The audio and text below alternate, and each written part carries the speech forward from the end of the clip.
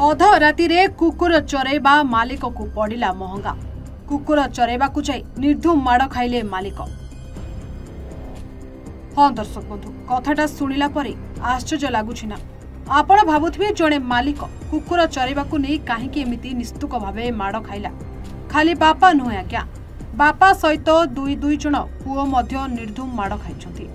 आ दुर्बृत्त माने बापा पुओ को तले पकाई मरणात्मक आक्रमण करी लहु लुहाण करबा सह काठ फालियारे पिटी जीवनरू मारिदेबाकू उद्यम करथिले।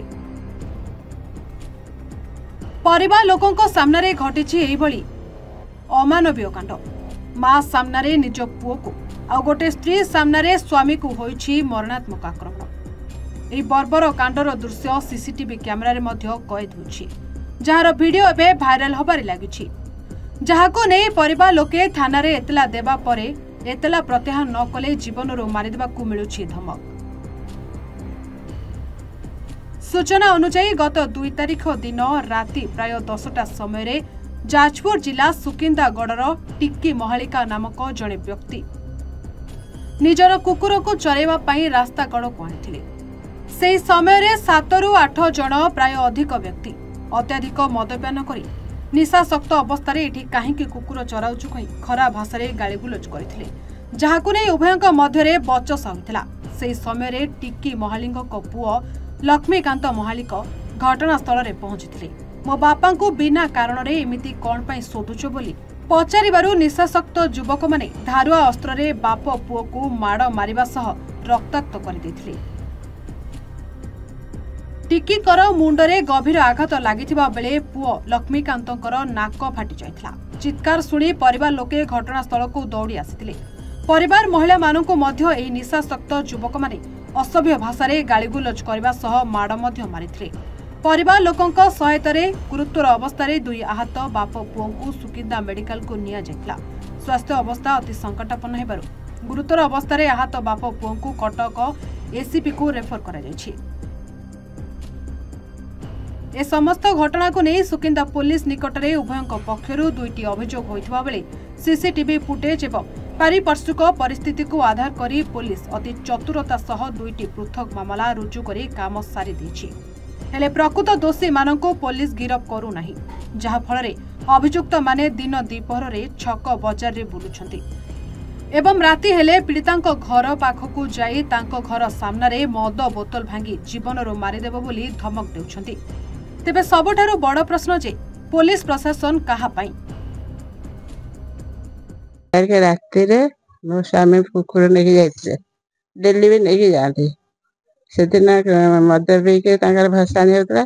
सेतिया तापरे राति 9टा 10टा भितरे सैस नेकी जाइथिले। से माने आसीरे सेथिले मो स्वामी पर गंडल आरंभ करदेले।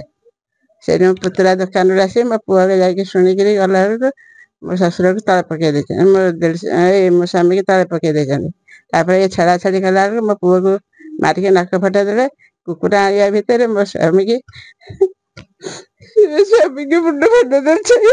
हाँ सीटी कैमेरा रे अच्छी आम सब आम बो पुआ सब जाइथांती सोदी करके राति 2टा 12टा 1टारे आसिक सोदासोदी कर काच बोतल फिंगिक मद पिकी सोदासोदी कर तुमको जीवन में मारदेम आउ से बाट चली पारे ना बड़े जापर ना जिते देखो आम जीवन में मारदेव बोली धमक दे। मो ना सीमा साहू घर सुकिंदा 2 तारिख दिन ये अभियोग करथिल जे मो ससुर राति 10टा बेले कुकुर चराइबा नहीं से टाइम रे जगन्नाथ साहिर किछि लोक माने आसे बाटे जाउथिले आ मो ससुर कहले कुकुर काहेकि नौछु। बापा कहले कि नेकी आछी सेठी किछि ये नहीं। तापर से माने ड्रिंक्स करथिले, बापा को सेठी भाषा खराब करके सोदासोदी कले आ सेठी धक्का मारिकी पकई देले। बापा को सोदासोदी करके एमती तळे पकैया परे मो स्वामी आ देढसुर जाई सेठी पहुंचथिले। पहुंचिया परे तांकर सेठी 10-20 जन लोक आसिकी आहुरी किछि गंडगोल करथिले आ मो स्वामी की देढसुर को भी सेठी मारथिले। बापा को मुंड पछपट मुंड फटेकी रक्त बाहर करथिले। मो स्वामी की भी बाडेथिले, तांको नाक फटेई देथिले, देढसुर को भी बाडेथिले। सुकिंदा थाना जो अभियोग करथिलु थाना वाला किछि भी पदक्षेप नै नाहंती ए पर्यंत। ସେମାନେ ଏପର୍ଯ୍ୟନ୍ତ ଏସିବି ରେ ଅଛନ୍ତି, ଘରକୁ ଆସିନାହାନ୍ତି।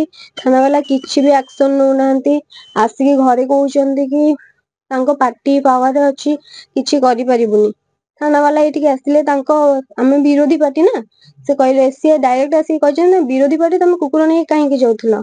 ତାପରେ ବି ସେ ଜଗନ୍ନାଥ ସାହିର ସେ ଲୋକମାନେ ଆସିକି ପିଆପିଇ କରିକି ଆମ ଘର ଆଗରେ ମାନେ ସୋଦାସୁଦି କରୁଛନ୍ତି, କହୁଛନ୍ତି କି ଜୀବନରୁ ମାରିଦେବୁ। ଥାନା ବାଲା ଆମର କିଛି ବି କରିପାରିବେନି, ଆମ ପାର୍ଟି ପାୱାରରେ ଅଛି ବୋଲି କହୁଛନ୍ତି। ଯାଜପୁର ସୁକିନ୍ଦାରୁ ଜଗନ୍ନାଥ ବେହୁରାଙ୍କ ରିପୋର୍ଟ, A1 ଓଡ଼ିଆ।